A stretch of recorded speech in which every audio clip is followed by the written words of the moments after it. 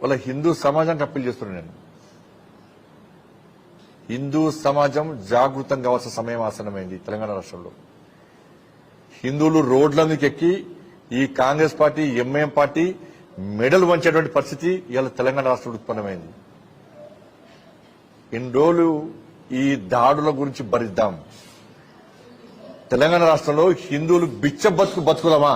ఆలోచించండి. అలా హిందూ సమాజం ఆలోచించాలి.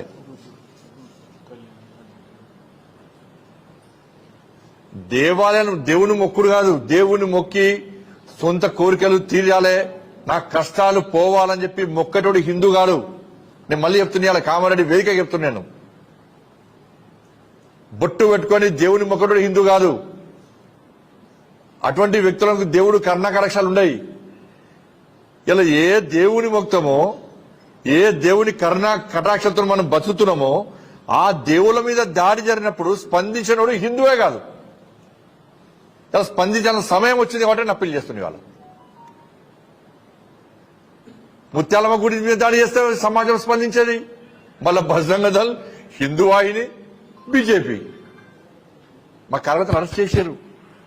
జైలుకు పోయిన కార్యకర్తలు లాఠీ దెబ్బలు కొట్టారు పోలీసు వాళ్ళు. జైలుకు పోయినా మేము.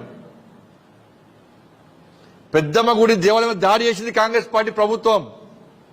కార్యకర్తలు జైలుకు పోయిన లాఠీ దెబ్బలు తిన్నారు. స్పందించింది మేమే. హిందూ సమాజం రాదు. బాన్సువాడలో అమాయకులైన యువకులను అరెస్ట్ చేసి జైల్లో పెట్టిన కుటుంబాలు ఘోషిస్తున్నాయి, ఏడుస్తున్నారు. వాళ్ళు బయట ప్రపంచంతో సంబంధం లేదు. బాన్సువాడ పోతా అంటే మా రాష్ట్ర అధ్యక్షులతో పాటు అందరూ నాయకులను ఇవాళ అరెస్ట్ చేస్తున్నారు. హిందూ సమాజం మాట్లాడేది. చాంద్రాయణగుట్టలో పురాతన చరిత్ర హనుమాన్ దేవాలయం మీద దాడి చేస్తే హిందువులు బయటికి వెళ్ళారు, బయటికి మాట్లాడారు. వదిలిపెడదామంటే మేము కూడా వదిలిపెడతాం. ఇదేం పద్ధతి అండి? హిందూ సమాజం ఎన్నో పరిస్థితులు ఒకసారి ఆలోచించండి. గుండె మీద చేసుకుని ఆలోచించండి. వాళ్ళ కాంగ్రెస్ పార్టీ ప్రభుత్వం తెలంగాణ రాష్ట్రంలో ఏర్పడ్డ తర్వాత 2 సంవత్సరాలు ఈ తెలంగాణ రాష్ట్రంలో అనేక దేవాలయాలను కూల్చిన విషయాన్ని ఒక్కసారి హిందూ సమాజం గుర్తించారు. నేను ఇంకో మతాన్ని వ్యతిరేకిస్తలేను. నేను ఇంకో మసీదు కూల్చాలి, చర్చి కూల్చాలి అంటలేను.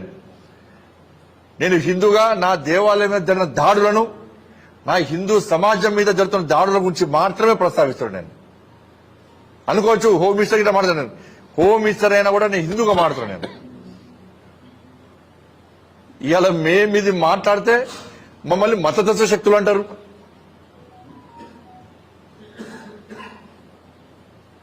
బట్ మళ్ళీ అప్పీల్ చేస్తున్నా, హిందూ సమాజం జాగృతం కావాల్సిన అవసరం ఉంది. కాంగ్రెస్ పార్టీ, బీఆర్ఎస్ పార్టీ కార్యకర్తలకు, నాయకులకు చెప్తున్నా, కాంగ్రెస్ పార్టీలో హిందూ నాయకులకు, బీఆర్ఎస్ పార్టీలో హిందూ నాయకులకు, కార్యకర్తలకు అప్పీల్ చేస్తున్నా, ఒక్కసారి గుండె మీద చేసుకుని ఆత్మవిమర్శ చేసుకొని కాంగ్రెస్ పార్టీ ప్రభుత్వం చేస్తున్న ఈ అరాచకాలు, హిందూ వ్యతిరేక విధానం ఒక్కసారి ఆలోచించండి. వాళ్ళ